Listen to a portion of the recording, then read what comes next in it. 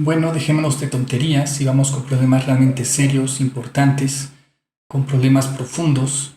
Les advierto que esto ya es una espiritualidad mucho más avanzada. Hay que ir con precaución, hay que ir con prudencia. Yo solo me comprometo a decirles cómo lo veo y cómo lo entiendo yo. Ya queda a discreción suya las partes que toman, las partes que descartan y cómo lo interpretan.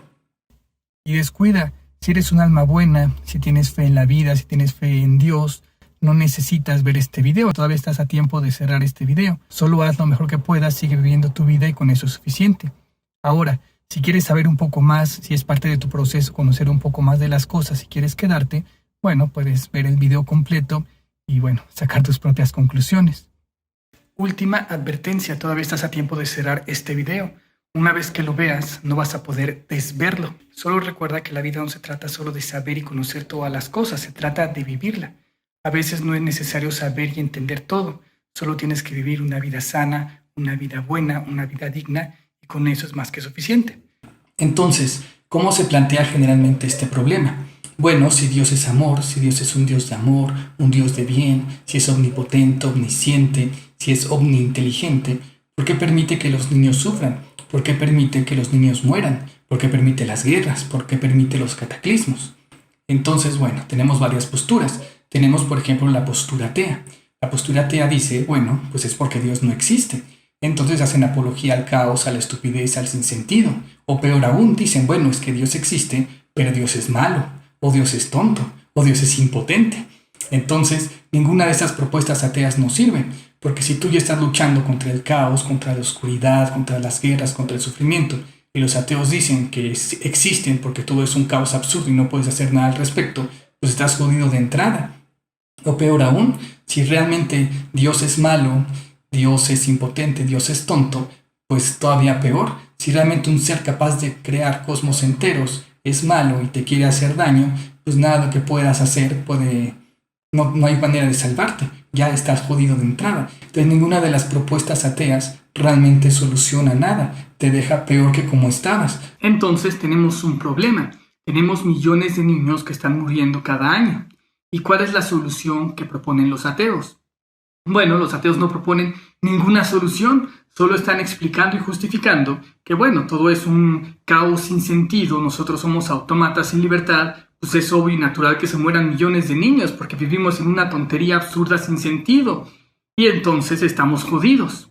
O la alternativa de los ateos es que hay un Dios maligno que nos está fastidiando a todos y entonces estamos jodidos. Entonces el ateísmo no solo no solucionó este problema de los niños que mueren cada año, sino que ahora tenemos que enfrentar este problema y además enfrentar que vivimos en un caos absurdo, o enfrentar este problema y además enfrentar que tenemos que luchar contra un Dios maligno y un Dios asesino. Entonces no están solucionando el problema porque obviamente ni les interesaba. A los ateos ni siquiera les pasó tantito ayudar a esos millones de niños que mueren. Solo se aprovecharon de su dolor, se aprovecharon de su sufrimiento, aprovecharon el temor para hacer proselitismo ateo y para atacar a Dios, para atacar al alma, para atacar al diseño inteligente y hacer que el mundo fuera un lugar más oscuro. Nota inicial. El ateísmo no solo no soluciona nada, sino que empeora todo. Si estas propuestas son inútiles, son absurdas y no nos sirven, ¿cómo podemos encontrar una propuesta que sí nos sirva? ¿Cómo podemos entenderlo? ¿Cuáles son las propuestas teístas que nos pueden dar alguna solución real a este problema? ¿Algún entendimiento, alguna luz, alguna claridad? Bueno, justamente Dios permite todas estas cosas porque Dios es amor, porque Dios es omnisciente, porque Dios es omnipotente, porque Dios es omniinteligente. Es la inteligencia suprema. Dios ya calculó, ya vio todas las posibilidades y decidió que lo mejor para todos es que las almas sean libres y que todas las almas creen las realidades que quieran libremente. Justamente eso es el amor. El amor es libertad. El amor es permitir que cada quien haga lo que quiera. Sin embargo, esto implica muchas cosas. Que las almas pueden hacer lo que quieran significa que pueden hacer lo que quieran, tanto lo bonito como lo feo, tanto lo bello como lo horrible, tanto alfa como omega. Son completamente libres. Dios sabe, inteligencia suprema. Dios ve las cosas como realmente son. Tú estás viendo la fantasía, estás viendo la ilusión, estás viendo desde tu parcial punto de vista humano. Pero Dios permite estas cosas porque Dios ve la realidad, es la inteligencia suprema que ve la realidad detrás de las cosas. Por ejemplo, cuando tú ves un niño, ¿qué ves? Una criatura frágil. Cuando Dios ve un niño, ¿qué ve? Un alma indestructible, invulnerable e inmortal. Podrás destruir sus cuerpos físicos, pero sus almas son completamente indestructibles, son invulnerables, no les puede pasar nada realmente. Los niños no son criaturas frágiles, sino seres inmortales e indestructibles. Igual cuando tú ves a un niño de 5 o 6 años, ¿qué ves? Una criatura inocente, apenas está descubriendo la vida, apenas lleva 5 años aquí. Cuando Dios ve a un niño de 5 o 6 años, ¿qué ve? Pues ve un alma titánica, un monstruoso Dios titánico que ha vivido innumerables vidas. Ese niño ya ha sido rey, ya ha sido esclavo, ha sido profeta, ha sido prostituta, ha nacido y muerto una infinidad de veces, ha vivido toda clase de vidas, ha sido bueno, ha asesinado en algunas de sus vidas. Entonces, es diferente lo que tú ves a lo que Dios ve. Los niños no son criaturas nuevas e inocentes, sino monstruosos dioses titánicos que han vivido innumerables vidas. Pero Archie, esos son ficción. Bueno, para Dios y las almas, este mundo es ficción, es ilusión, es una simulación. Solo estamos pretendiendo que somos humanos, actuando como humanos, viviendo como humanos y otros muchos seres. También por eso Dios no le preocupa la ilusión del mal, porque es como ver a tu hijo sentado frente a una consola de videojuegos. Por más que sonría o se desespere, se enoje o cante victoria, gane o pierda, así aviente su control o se muera 1000 veces, tú sabes que estás sano y salvo en la sala de tu casa. Nada les puede pasar a las almas. Excelente pregunta, Archimago. Verás, soy Dios, el todo, el absoluto. Básicamente lo único que puedo hacer es vivir la totalidad de aquello que soy. Pero bueno, no creas que esto es poco. A decir, es vivir todo lo posible. Tan contento estaba con mi gloriosa grandeza que decidí dividirme a mí mismo en un montón de almas. Creé toda clase de cosmos, universos y realidades y entré en ellos a tener la experiencia total de mí mismo, explorar y vivir en experiencia todas las posibilidades de mi ser. No solo dividí la parte metafísica de mí en almas, sino también la parte física. Así, lo absoluto creó lo relativo. Separa el arriba del abajo, la izquierda de la derecha, el aquí del allá, el antes del después, lo caliente de lo frío, lo masculino del femenino, el día y la noche, el yin y el yang, etc. Construí el mundo en base a una tensión de opuestos y diversos grados entre ellos, y creé ciclos para que las cosas fueran pasando constantemente de un polo a otro. Así podríamos vivir todo de todo. Las almas son parte de mí, son dioses, son luz y amor. Sin embargo, si todas las almas son dioses de luz y amor, ¿cómo saben lo que es luz y lo que es el amor? No existe otra cosa, no hay otra cosa. No hay contraste, no hay contexto, no hay punto de referencia para saber lo que son y no son. Una vela no puede brillar en el sol. Conocemos en base a contraste y a comparación, así que, cuidadosamente, también creé la ilusión del no ser, del temor y la oscuridad. La oscuridad existe para que puedan ver brillar su luz, el temor existe para que pueda existir el amor como algo experimentable, el no ser existe para que puedas conocer y experimentar lo que es el ser.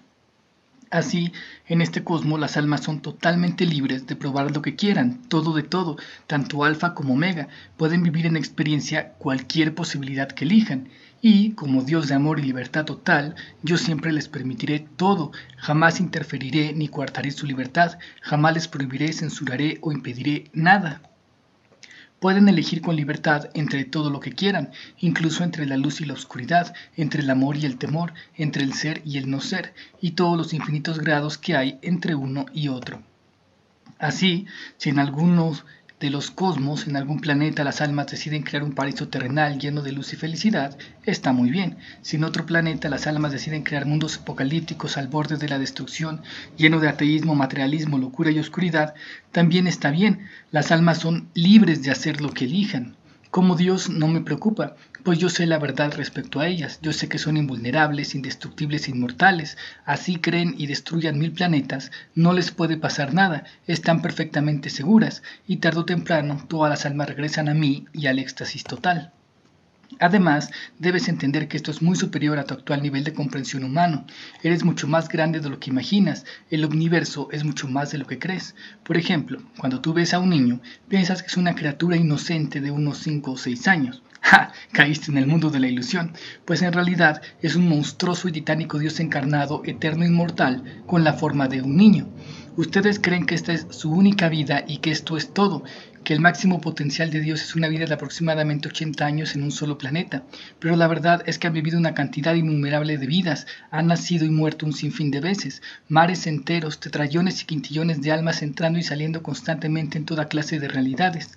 El espectáculo de la vida es mucho más grande de lo que puedes imaginar, ahora desde tu actual punto de vista humano.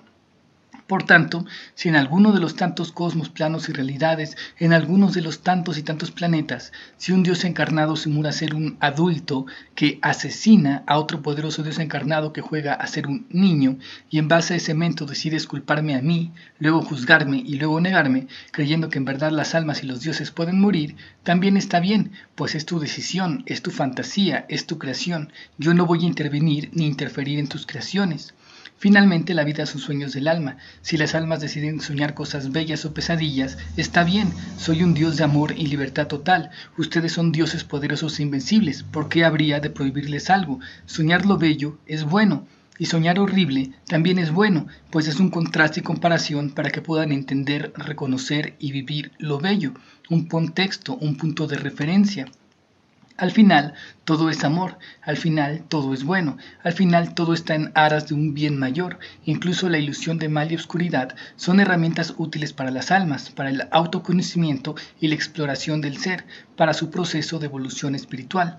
También para conocer y poder ejercer su divina libertad, pues no puedes elegir a menos de que tengas algo entre lo que puedas elegir. Ese es el propósito de la vida, la exploración, manifestación, el gozo de ser, poder vivir en experiencia lo que sabemos en concepto, poder vivir en acto todas las potencias, que Dios tenga la experiencia total de sí mismo por medio de las creaciones individuales de todas las almas, disfrutar de la gloria infinita de ser todo lo que somos, ni más ni menos. Oscuridad y mal son útiles herramientas de autoconocimiento. Entonces, cuando dices, ¿por qué Dios permite eso? ¿Por qué el amor permite eso?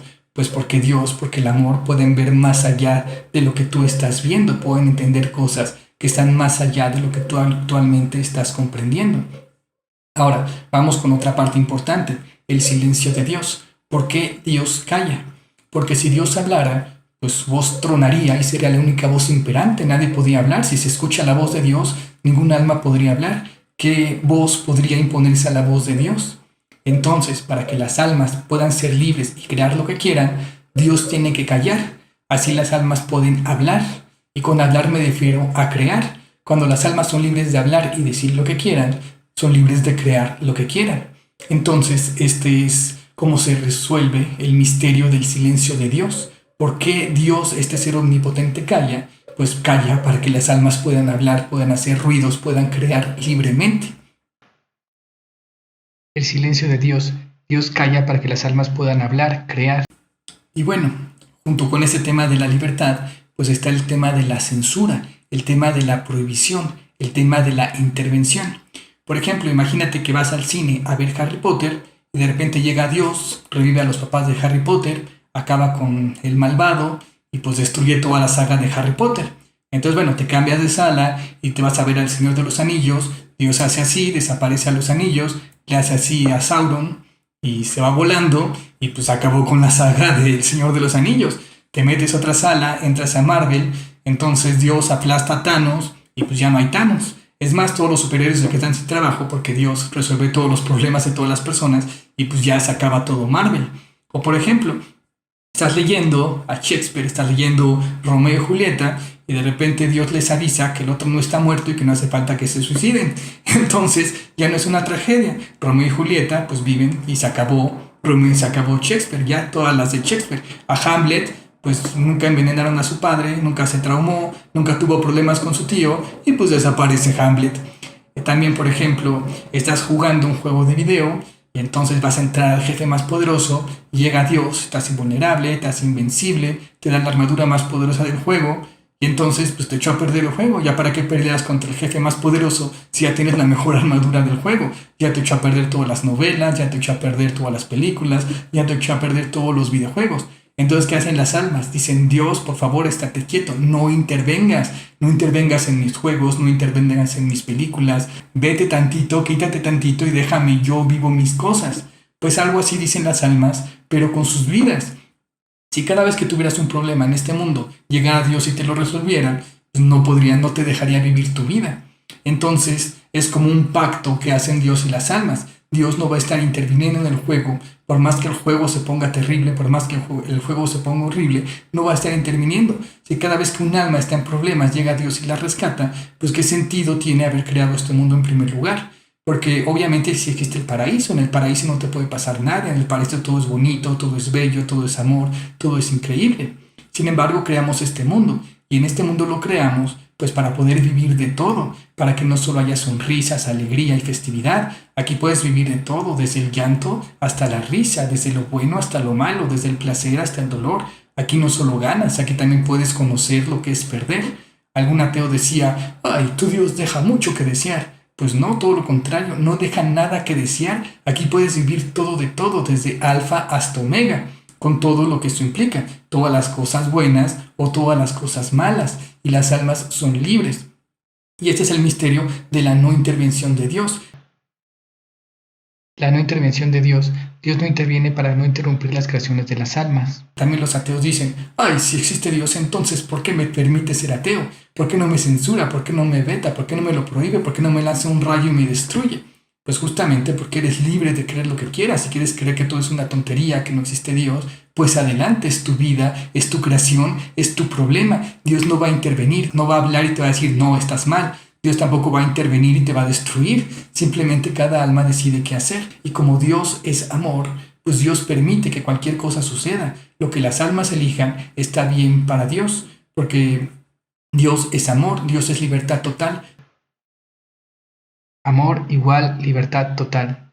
¿Por qué Dios tendría que impedirles algo? ¿Por qué Dios tenía que prohibirles algo? Es como si Dios y las almas estuvieran sentados, entonces Dios calla para que las almas hablen, y un alma empieza a decir, pues yo estaba en un barquito que se llamaba el Titanic y entonces un iceberg, y Dios dice, no, cállate, censurado, no puedes hablar de eso, te prohíbo hablar de eso, te prohíbo que hables del Titanic, te prohíbo que hables de tragedias, te prohíbo que hables de muerte.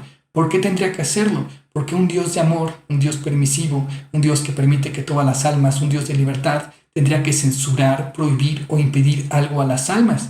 Si las almas quieren hablar de eso, pues Dios permite, Dios como Dios de amor, permite que las almas hablen de lo que sea. Porque además recuerden que Dios sabe las cosas, no importa que las almas creen mundos, paraísos terrenales, sueños preciosos y maravillosos, o que las almas creen pesadillas, mundos que se destruyan. Así las almas creen o destruyan 1000 mundos, las almas son indestructibles, invulnerables, no les puede pasar absolutamente nada, van a seguir aquí. ¿Cuál sería el motivo? ¿Por qué Dios tendría que prohibir, impedir o censurar algo? Porque además, ¿por qué la callaría? ¿Por qué callaría a esa alma? El alma es inmortal, el alma es invulnerable, no le puede pasar nada, no importa que hable de Titanics o que hable de barcos que se llegaron a su destino, no importa que hable de planetas de paz y tranquilidad y paraísos terrenales o planetas apocalípticos que se destruyeron. Así las almas creen o destruyan 1000 planetas, las almas seguirán vivas, las almas seguirán intactas. ¿Por qué Dios debería impedir a estos dioses encarnados que creen lo que quieran? La no censura y no prohibición. Dios es el gran observador. Así Dios calla para que las almas puedan hablar. Dios no interviene para que las almas puedan continuar con sus creaciones sin que las estén interrumpiendo todo el tiempo. Entonces, Dios no es el que está creando las cosas de nuestra vida, solo observa cómo nosotros las creamos, las movemos e interactuamos con ellas. Por eso en las mitologías humanas, Dios crea el mundo y luego descansa al 7º día. Dios, digamos que hace como la estructura básica del cosmos, como el blueprint. Después entran las almas y se ponen a jugar y a crear en ese cosmos. Entonces Dios ya no está haciendo nada, ya cumplió su parte, ya creó el cosmos, ya puso a las almas y ahora las almas están haciendo las cosas, están tomando decisiones y creando sus vidas. Y Dios solo observa lo que hacen las almas. Entonces no es que Dios creó un tsunami en particular, o creó una lluvia en particular, o creó un terremoto en particular. Simplemente son cosas que suceden sobre la estructura del cosmos y sobre las creaciones de las almas. Dios, el gran observador. Son mares y mares de almas entrando no solo en este mundo, en un montón de realidades, en un montón de mundos, en un montón de dimensiones, viviendo un montón de vidas. Solo ven una parte muy pequeña de todas las cosas y juzgan a Dios. ¿Por qué Dios en este planeta permite algo? Pero este planeta no es todo. Hay muchos planetas muy diferentes. Hay planetas donde prácticamente no hay ningún terremoto, donde no hay tsunamis. Hay dimensiones donde no hay muerte, donde no hay sufrimiento. Mi reino tiene muchos palacios, dice por ahí. Hay otros dos trucos que usan los ateos para que funcionen sus lágrimas de cocodrilo, para decir, ay, Dios es malvado, malísimo, Dios es terrible o Dios no existe. ¿Cuáles son estos dos trucos? Bueno, el primer truco para que funcione esto, pues es decir que Dios nos manda aquí contra nuestra voluntad. O sea, están las pobrecitas almas, agarra a Dios y ¡pum!, las avienta al mundo y le pone un montón de retos, un montón de problemas, un montón de situaciones difíciles. Pero ¿qué pasaría si las almas entramos aquí voluntariamente? Pues entonces se cae toda la fantasía atea. Si las almas entramos aquí por nuestra propia voluntad, pues quiere decir que en estos mundos encontramos algo que nos gusta, algo que nos satisface, algo que nos es útil. Y obviamente las almas sabemos que las vidas humanas, por ejemplo, no son fáciles, pero justamente por eso son aventuras increíbles. Nos encanta tener cuerpos físicos, nos encanta tener retos, nos encanta tener problemas. Entonces, aunque no siempre lo parezca, las almas amamos este mundo, las almas amamos estar acá y por eso seguimos regresando y por eso este mundo sigue existiendo. Es como cuando vas a un parque de diversiones y te vas a subir a la montaña rusa o al roller coaster, que es estas vías donde hay un carrito que va a mucha velocidad, en algunas hasta dan vueltas de 360 grados. Pues cuando estás en la fila, estás muy emocionado, ya te quieres subir, ya quieres entrar al juego. Y ya que estás arriba del juego, antes de la primera bajada, pues dicen, bájame, sácame, no quiero vivir esto. Pues algo así pasa con las almas. Cuando estamos fuera de este mundo, pues no tenemos ningún miedo, no tenemos ningún temor, no tenemos cuerpo físico, nada nos preocupa y decimos, va, nos aventamos. Y ya que estamos dentro del juego, pues ya decimos, ay, no, sí, esto sí está muy intenso, está muy fuerte, pero nos sigue gustando.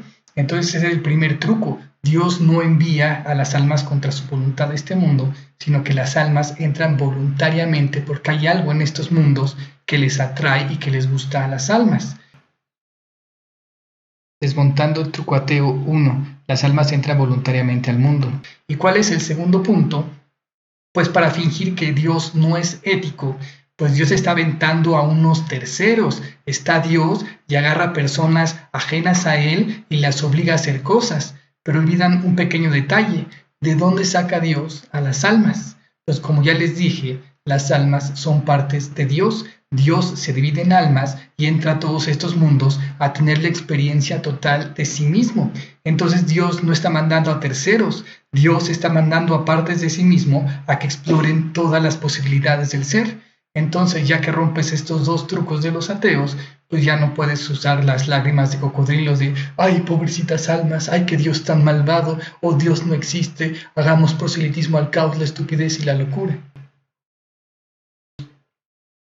Desmontando truco ateo 2. Dios no manda a terceros, nosotros somos Dios. Un programador bueno, dicen, no hubiera puesto problemas y retos o nos hubiera hecho invencibles. Pero si el programador no hubiera puesto problemas y retos, entonces Mario solo tendrá que caminar en línea recta sin hacer absolutamente nada.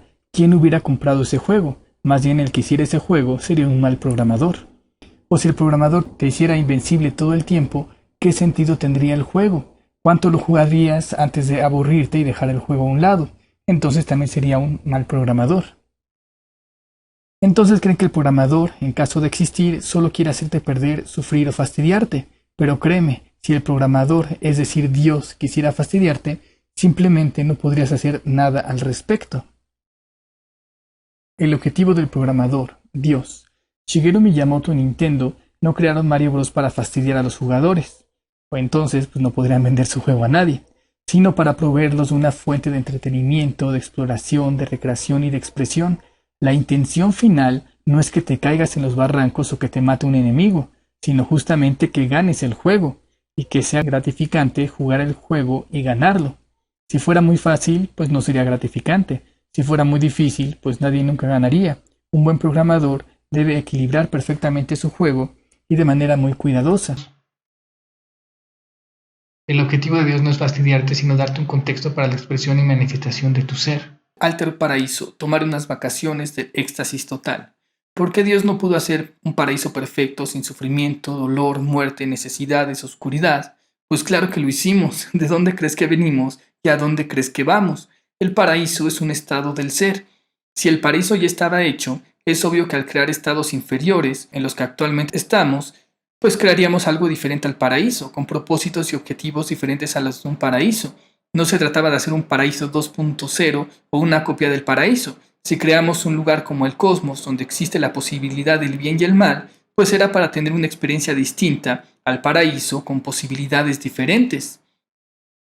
Aunque bueno, realmente nunca lo dejamos. Este solo es uno de tantos palacios dentro del reino. Si vives en el paraíso y en el nirvana eternamente sin problemas, necesidades, carencias, eterno, inmortal, y solo conoces el éxtasis total, entonces, después de indefinibles e incontables eones, dejas de sentirlo y conocerlo, pues el éxtasis se vuelve lo cotidiano y lo normal, lo único que hay, no hay nada con que contrastarlo. Así, hay algunos palacios que son como centros vacacionales para las almas, para que descansen un rato del éxtasis total y puedan tener toda clase de experiencias distintas a muchos niveles y muchos grados. Es como tomar unas vacaciones del amor total, del ser, lo que bueno implica pasar por el no ser. En el paraíso, pues no hay problemas, no hay retos, no hay necesidades, no puedes conocer ni demostrar tus capacidades, todo es constante y eterno, no hay nada que hacer, solo ser, estar feliz, encontrarte gratitud y vivir en éxtasis indefinidamente. En el cosmos, pues hay problemas, hay retos. Al encarnar en cuerpos físicos, pues ya tienes muchas necesidades. Aquí todo es nuevo, cambiante y pasajero. Aquí hay contraste. Aquí puedes demostrar, experimentar, expresar y conocer lo que eres en experiencia. Aquí hay muchas cosas que hacer. Hacer es la manifestación del ser. Por tanto, la hostilidad del cosmos, la vulnerabilidad humana y otros tantos factores no son prueba en contra de un diseño inteligente o la incapacidad de un diseñador, sino que son justamente parte de ese diseño para que cumpla con su propósito, que ojo, no es el mismo propósito de un paraíso. Si solo quisieras reír, ganar, sentir placer, ver pura luz, pues mejor te hubiera quedado en el paraíso. Este cosmos es para que puedas reír y llorar, ganar y perder, sentir placer y dolor, para poder ver luz y oscuridad, para que pudieras vivir de todo, sin límites, sin restricción y sin censura. Alter paraíso. El propósito del cosmos es diferente al de un paraíso. Es para probar de todo. Dios es benevolente. Bueno, Dios crea un lugar que es útil para las almas. Dios les da libertad a las almas para que puedan explorar y vivir todo sin límites, tanto positivo como negativo. Dios sabe que las almas están seguras y que al final del día no les puede pasar nada. Y Dios no interviene para no coartar la libertad de las almas, porque las almas se lo piden. Dicen, Dios, déjanos. O sea, si tú vas a estar metiendo la mano todo el tiempo, nos vas a estar rescatando a último momento, pues entonces, ¿qué sentido tiene haber creado el cosmos? Nos hubiéramos quedado nuevamente en el paraíso y ya. El cosmos es un viaje espiritual de autoconocimiento y crecimiento. Dios es benevolente en tanto que te lo facilita y te da libertad total para probar cualquier aspecto de tu ser. Al final, no importa qué, todas las almas regresan al paraíso, a Dios, al éxtasis total. Los teístas, obviamente existe Dios, pero como hemos notado, Dios no va a acabar con los holocaustos, no va a acabar con las guerras, no va a acabar con los secuestros, no va a acabar ciertamente con la muerte de los niños. Es decir, estamos por nuestra cuenta, somos libres y podemos hacer lo que decidamos hacer.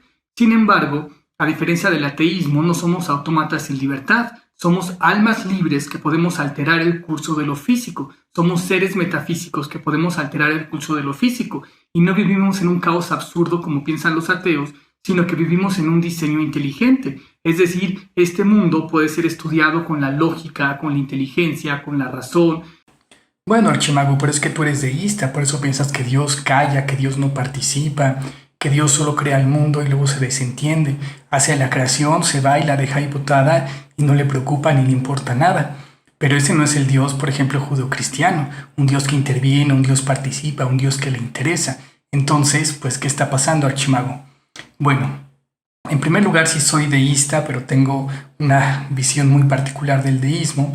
Como ya les dije, ¿de dónde saca Dios las almas? Pues Dios se divide a sí mismo en almas.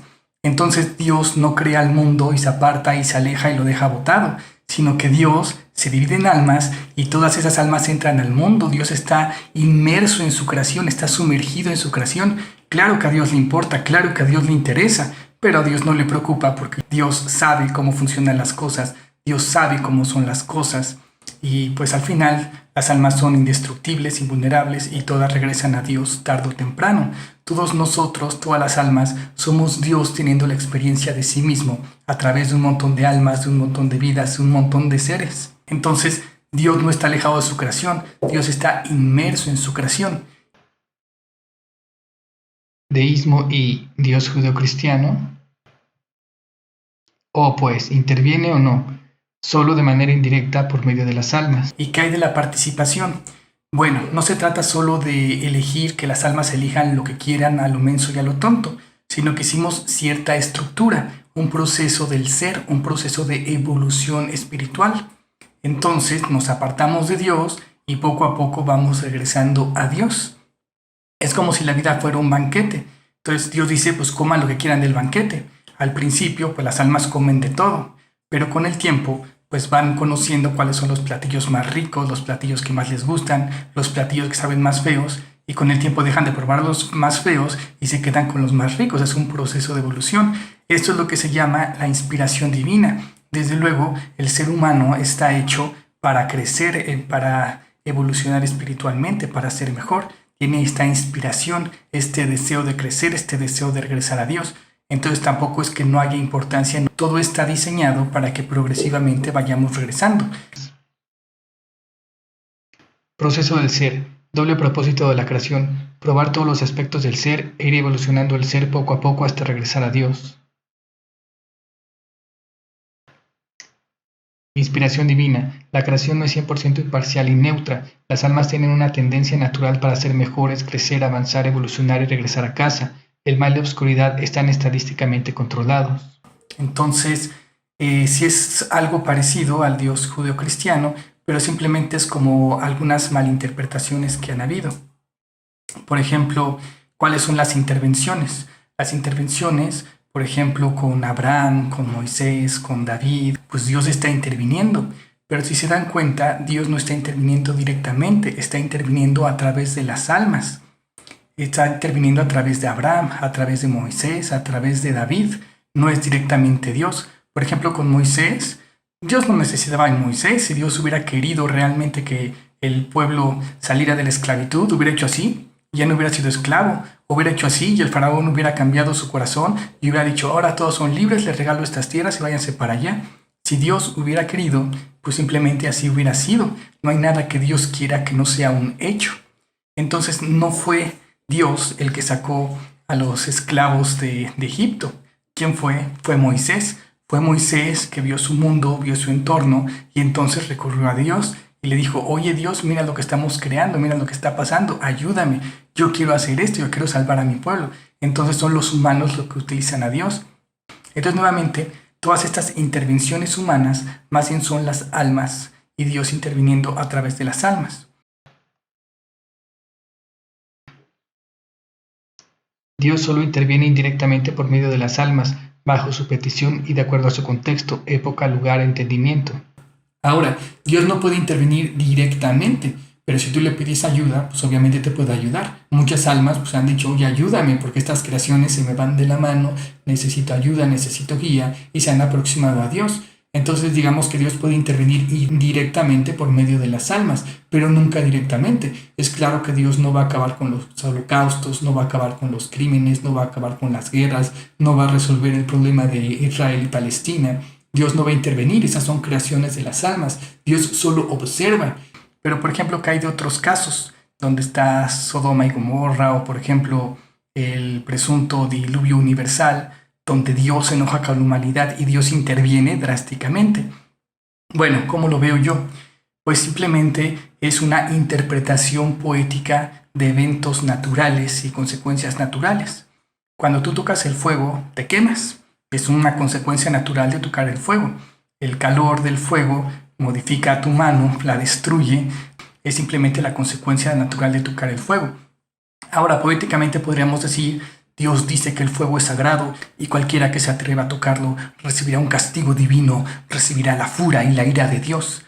Entonces, una forma poética de decir que el fuego quema. Y es verdadero porque sí, si tú lo tocas, si tú tocas el fuego sagrado, vas a recibir un castigo. Vas a sentir que es un castigo, vas a sentir la ira, vas a sentir la furia de la naturaleza. Pero es una forma poética y dramática de interpretarlo. Entonces, por ejemplo, Sodoma y Gomorra. Las almas son libres y pueden tomar las decisiones que quieran y a Dios no le preocupa, a Dios no le enoja, ni le molesta, ni se ofende porque tomen las decisiones. Pero si las almas toman decisiones tan terribles, tan horribles, que hacen una vida insoportable, pues ellas mismas acaban autodestruyéndose, acaban invocando su propia muerte, ya no soportan esa vida, ya no soportan vivir lo que están viviendo, ya no soportan sus creaciones tan absurdas. Y como ya les dije, Dios es el gran observador. Dios no lo hizo, Dios no lo provocó, Dios solo observó cómo las almas lo provocaban. Lo que pasa es que las almas, pues almas primitivas, almas de hace 5.000, 6.000, 7.000 años, pues ¿cómo lo interpretaron? Pues hicimos cosas malas, Dios se enojó mucho y nos destruyó. Es una forma poética de decirlo, una forma poética de decir, es la furia divina, el enojo de Dios, Dios estaba ofendidísimo con el ser humano y por eso ¡pum!, los destruyó. Pero es una forma de interpretarlo de seres primitivos. Entonces, no es que Dios realmente se haya enojado o que Dios haya intervenido él literalmente, simplemente es la consecuencia natural. ¿Qué es el pecado? Sino tomar malas decisiones. Obviamente, si tomas un compendio de malas decisiones, pues vas a acabar destruyéndote. Dios es el amor, Dios es el poder, es la inteligencia, es la invulnerabilidad, Dios es el saber. Si te apartas de Dios, si te apartas del amor, del saber, del poder, de la invulnerabilidad, pues vas a terminar en la estupidez, en la debilidad, en la ignorancia, en el caos. Entonces no es que Dios se enoje porque te apartes de Él, pero simplemente la consecuencia natural de apartarte de Dios, pues es que vas a vivir en soledad, vas a vivir en caos, vas a vivir en locura, vas a vivir en debilidad, vas a vivir en vulnerabilidad. Son las consecuencias naturales, no es una ira, no es un castigo divino. Y así es como encaja todas estas intervenciones divinas, todas estas intervenciones, ya sea a través de los hombres, que más bien eran los hombres, o simplemente eran consecuencias naturales de actos humanos, donde Dios solo era un mero observador de las consecuencias de las decisiones de las almas. Castigos divinos igual consecuencias naturales. Cataclismos, Sodoma, Gomorra, diluvios universales, no son provocados por Dios directamente. Ateos, infiernos y castigos. Es increíble la malinterpretación tanto atea como teísta en este tema. En resumen, distorsionando la versión judeocristiana de Dios, los ateos creen que 1. Dios te da libertad, 2. Luego se inventan reglas caprichosas, 3. Luego te castigas si no las cumples. ¿Qué clase de libertad es esa? ¿Qué truco tan sucio? Ergo, Dios es malo, caprichoso, no existe, etc. Ok, pongamos un ejemplo, matar. ¿Qué pasa si tú matas a alguien? La persona que mate sufrirá, sus seres queridos sufrirán, tú vivirás en remordimiento el resto de tu vida, sus seres queridos tratarán de vengarse o destruirte, serás perseguido, serás encerrado, etc. Vivirás en un infierno, dolor, sufrimiento, locura, el rechinar de dientes, llorarás, te arrepentirás al día que cometiste ese acto y clamarás por ayuda. Así, los seres humanos primitivos de la edad de bronce y otras épocas acudieron a Dios y le dijeron: nos está yendo de la fregada, ayúdanos, ¿qué debemos hacer para no sufrir más? Dios, en su infinita inteligencia y bondad, contestó: si no quieres sufrir más, entonces, pues no mates, entre otros muchos consejos. Los humanos primitivos preguntaron: ¿y si matamos qué? Dios contestó con la verdad: vivirán en un infierno, sufrirán, será el rechinar de dientes, el miedo, el dolor, etc. Los humanos primitivos se dijeron: salve este Dios justo, celoso, furioso y vengador, que con su mano acaba con el mal y nuestros enemigos. Ahora, tú eres un ser humano del siglo XXI, quizá ahora puedas entender que el no matarás no era una regla random o caprichosa de Dios, de hecho es un consejo muy básico e inteligente. El infierno no era un castigo impuesto por Dios por incumplir su regla caprichosa, sino una consecuencia natural del acto de matar. Así que no se preocupen, ateos, Dios no los castigará por robar, matar, violar, mentir, ni les quitará su libertad, pero si hacen todas esas cosas, su vida, por pura lógica evidente, se convertirá en un infierno. Me parece que en este punto de la humanidad es claro que Dios no detendrá los asesinatos, violaciones, guerras ni holocaustos. Las almas siguen siendo libres. Lo que habría que preguntarse ¿es esto lo que quieren? ¿Es esto lo mejor que se les ocurre hacer con su libertad, voluntad y capacidad creativa? De la misma forma pueden burlarse, atacar, despreciar y negar a Dios, ya lo hacen desde hace mucho. Claro que yo no se los recomendaría, y no porque Dios sea un peligroso narcisista berrinchudo sediento de adoración como claman algunos ateos. Solo digamos que no es muy prudente atacar a la inteligencia, la razón y lógica detrás de las cosas. Dios no va a mandar a los ateos a ningún infierno. Los ateos ya viven en un infierno mental que solo existe en su imaginación. Imagina despertar todos los días creyendo que eres un autómata hueco en espera de su destrucción en un mundo cruel y despiadado, donde el amor y la fe son mentiras de teístas soñadores y débiles mentales. Claro que llevan tanto tiempo viviendo en ese infierno que ya les resulta normal y familiar, pero nadie los mandó ahí, están ahí por propia voluntad y decisión, así como podrán regresar cuando lo decidan. Sí, muchos humanos aprovecharon de Dios y la espiritualidad para controlar la conducta de otros, pero en su defensa, su intención muchas veces era buena. ¿Han visto últimamente sus conductas? Si quieren que no controlen sus conductas, maduren y demuestren que pueden vivir civilizadamente o mínimo tolerarse y no autodestruirse. Somos almas eternas inmortales. A Dios no le preocupa si destruimos este y 1000 planetas más o si creamos paraísos terrenales. No, Dios no bromea con nuestra libertad total, pero es difícil para los humanos asimilarla. Por ejemplo, los ateos, con tal de atacar a Dios, pues agarran la Biblia, que es un compendio de libros, entonces buscan ¿cómo encuentro que Dios es malo? ¿Cómo encuentro que Dios es malo? ¡Ajaja! Aquí está la esclavitud, mira, Dios quiere la esclavitud, Dios dice que tengas esclavos y bla, bla, bla. Y entonces los teístas, o como las almas ven lo que quieren ver, los teístas se buscan y dicen ¿cómo encontramos que Dios es bueno, que Dios está en contra de la esclavitud? Ajá, mira, Dios quiere que se liberen los pueblos que son esclavos, gracias al cristianismo se abolió la esclavitud en el mundo, etcétera, etcétera. Entonces, las almas teístas, las almas cristianas, pues están buscando decir, buscando crear que Dios es bueno, y las almas ateas están buscando crear que Dios es malo, buscan lo peor. Cada quien ve lo que quiere ver, cada quien busca lo que quiere buscar, cada quien encuentra lo que quiere encontrar. Entonces, por ejemplo, aquí los ateos dicen, bueno, si Dios desde el principio les pudo decir, oigan, no tengan esclavos, ¿por qué no lo hizo? Y justamente es la explicación de este proceso de evolución espiritual. ¿Qué pasa cuando haces un juego de video? ¿Por qué los juegos de video tu personaje empieza en nivel 1 y tienes que subirlo a nivel 99? ¿Acaso los programadores no pueden hacer a los personajes de entrada de nivel 99? Pues de que pueden, pero si le haces el nivel 99, ¿de qué trata el juego? Justamente el juego trata de que desarrolles y crezcas tu personaje, que vayas de nivel 1 y lo lleves a nivel 99, pues pasando por todas las aventuras, por todos los dungeons, por todas las misiones, enfrentando monstruos, enfrentando peligros, enfrentando retos, y después de mucho tiempo logras el nivel 99.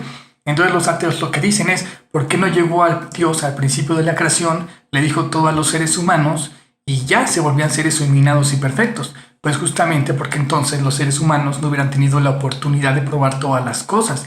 Recuerden que el propósito es que tengamos la experiencia total de nosotros mismos. Es un proceso de conocimiento del ser. Para que tú puedas conocer tu ser, pues tienes que probar de todo, tanto lo bueno como lo malo, para saber qué es lo bueno y como lo malo. Si desde el principio te bloquean esto y te dicen lo que tienes que hacer, lo que te conviene y casi te obligan, esta es la razón por la cual Dios no intervino desde el principio y les dijo a los humanos lo que tenían que hacer, porque si no hubieran sido también, como dicen justamente muchos cristianos, hubieran sido robots. Dios hubiera llegado, hagan esto, esto, esto. Y los humanos, sí, ya hacemos esto, hacemos esto. Entonces ese no es el chiste, ese no es el propósito. El propósito es la expresión del ser. El propósito es el autoconocimiento, es la exploración, el entendimiento de qué y quién eres y la creación constante de qué y quién eres y quién decides ser. Eso es lo importante de este mundo.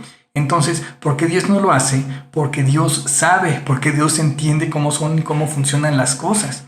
Los ateos obviamente no lo entienden, lo malinterpretan todo, lo tergiversan todo y bueno, obviamente solo quieren destruir a Dios o hacerlo parecer malo para hacer apología al caos, a la estupidez y al sinsentido. ¿Qué ganan con esto? Pues nada, son masoquistas. Antes de acabar el video, un tema extra. Dios versus ateos, ¿superioridad moral? Le dice un niño ateo a su papá, oye papá, ¿el cosmos no está hecho para la vida? Y dice el papá, no, claro que no. Entonces, ¿por qué me trajiste aquí? En la novela de Fyodor Dostoyevsky, Los hermanos Karamazov, Iván pregunta a su hermano Alyosha por qué Dios permite el sufrimiento. Le plantea en concreto casos reales de niños inocentes que han sido asesinados de forma cruel. Le pregunta a su hermano, si fuese necesario para la existencia de Dios que solo estos 3 niños sufrieran de esta manera, ¿serías capaz de aceptarlo? Bueno, aquí un argumento muy bajo de los ateos siento, porque están otra vez, abusando del sufrimiento de otros para hacer proselitismo a la oscuridad, al ateísmo, al caos y la locura. Pero bueno, no lo quiero dejar acá, quiero explicarlo un poco más. Lo gracioso es que ateos que usan esto, como por ejemplo ya les hice un video de Sam Harris que lo hace, o ahora Sabrina que lo está haciendo, se sienten moralmente superiores a Dios. Dicen, es que yo no podría hacer un cosmos donde un niño va a morir y va a sufrir. ¿Cómo? ¿Quién se le ocurriría hacer eso? No, Dios no puede existir. Pero lo curioso es que Sabrina, pues tiene una hija, y Sam Harris tuvo 2 hijas. Entonces, ellas trajeron al cosmos a unas personas que sabían que iban a morir. Entonces, ¿quién trae este mundo a unas personas sabiendo que van a morir? Pues justamente Sabrina, justamente Sam Harris y justamente un montón de ateos. Y ahora, no solo sabía que iba a morir, sino que Sabrina nos dice que la vida es absurda. Vivir es absurdo.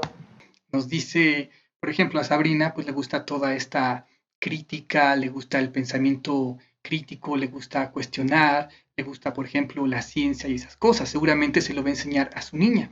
Y cuando su niña empiece a buscar la verdad por ella misma, como le enseñó su mamá, se va a dar cuenta de lo que dice su mamá. Dice que la verdad es espeluznante y que la verdad es dolorosa.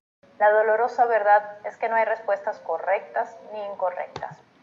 Simplemente no hay ninguna respuesta. Es ese espeluznante momento de introspección en el que repentinamente... Vaya, Sabrina, ese es un nivel superior de crueldad. O sea, no me puedo imaginar cómo haces eso a un niño. De que lo traes a un mundo, le vas a enseñar a buscar la verdad para que se dé cuenta que la verdad era horrible y espantosa. Y no solo eso. Tú, Sabrina, dices que en este mundo hay más destrucción que creación.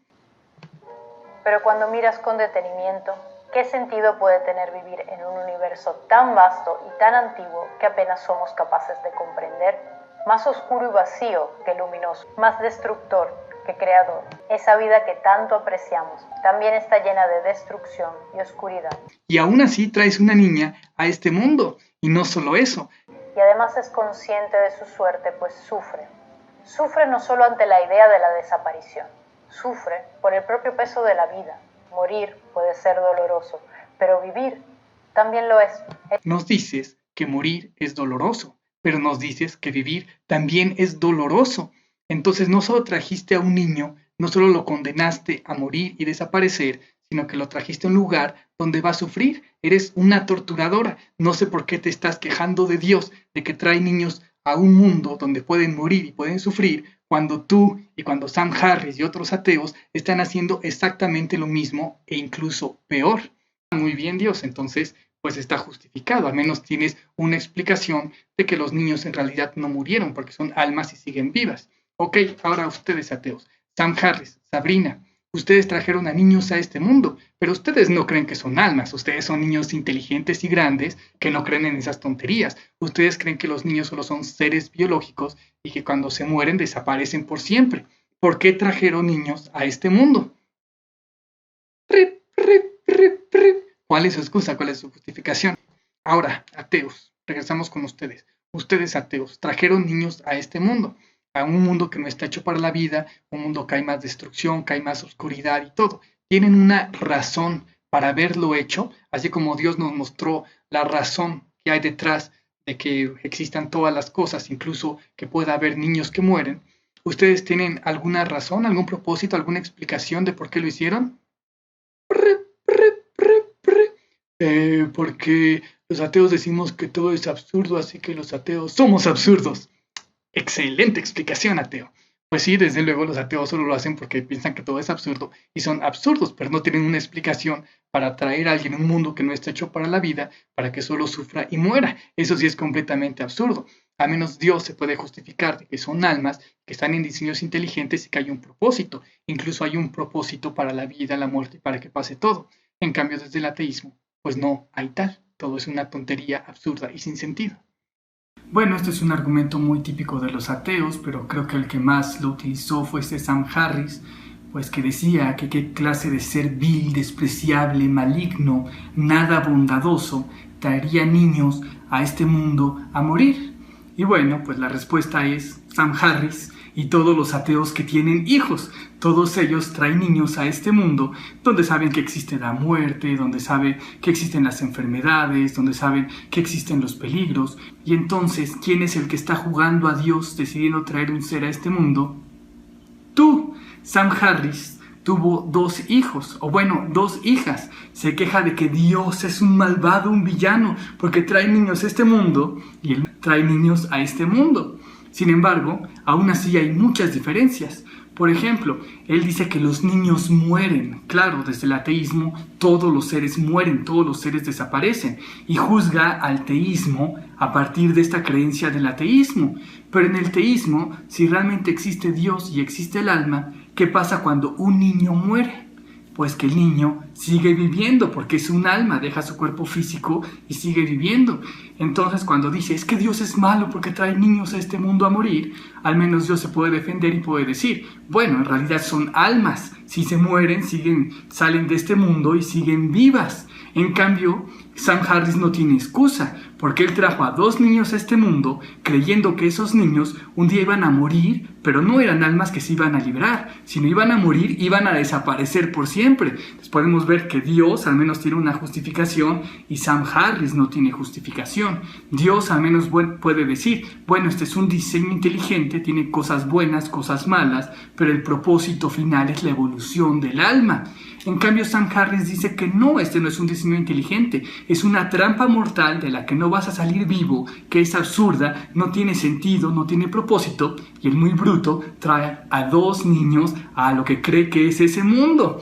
Entonces nuevamente podemos ver que al menos desde una visión teísta Dios se puede justificar, pero el acto que él está cometiendo no se puede justificar. Si realmente crees que este es un mundo que no está hecho para la vida y tú traes 2 niños a este mundo, pues eres un ojete de primera. Son Sam Harris, todos los ateos que tienen niños, los que están jugando a ser Dios y los que están trayendo a niños a este mundo, pero no un mundo desde una visión teísta, que es un mundo útil, un mundo productivo, un mundo para que pasen las almas y continúen su peregrinar, sino lo están trayendo a lo que creen que es un mundo que no está hecho para la vida, que los va a terminar matando. Traer a alguien a este mundo desde el ateísmo es condenarlo a morir. Y además que se va a enfrentar a todos los peligros del mundo, pero sin sentido, sin propósito, sin evolución. Entonces me encanta la hipocresía de Sam Harris y de muchos ateos de rasgarse las vestiduras. Es que Dios es malo porque los niños sufren. Pero si realmente existe Dios y existe el alma, entonces somos dioses inmortales. No somos niños de 5 años. Somos seres que hemos vivido millones de vidas, que hemos nacido y hemos muerto millones de veces y seguiremos naciendo y muriendo muchas veces más. Tenemos capacidad, somos seres inmortales y eternos. Entonces, aunque tú veas y digas, ese es un pobre niño inocente, en realidad ese es un Dios superpoderoso disfrazado de niño, que ha vivido eones, que ha vivido infinidad de vidas, que ha tenido infinidad de experiencias. Es una monstruosidad, es un ser titánico que tu imaginación ni siquiera alcanza a comprender por dónde ha pasado todas esas almas. Esto si entendemos la visión teísta. Y también hay otros factores. Los ateos obviamente tienen malinterpretaciones de Dios, creen que Dios está por acá y forma unos terceros a unas almas y manda esas almas a este mundo y ahí sufren las pobrecitas almas.